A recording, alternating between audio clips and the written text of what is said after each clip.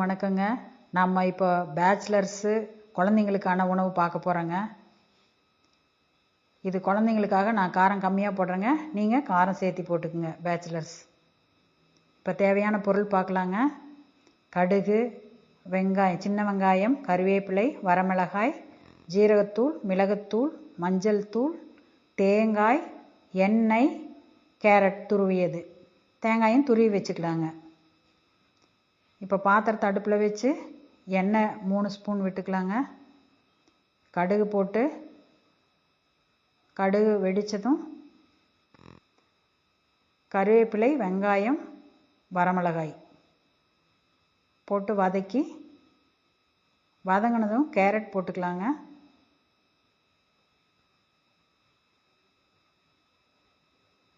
Carrot சிறிது நேரத்திலே வெந்துருங்க. தேவையான அளவு உப்புங்க போட்டு கிளறி கொடுங்க.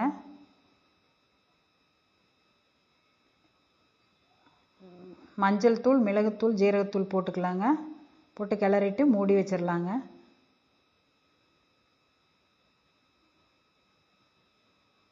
கேரட்டில் இருக்கிற தண்ணியே போதுமானதாக இருக்குங்க. சிம்மில் வச்சுருங்க.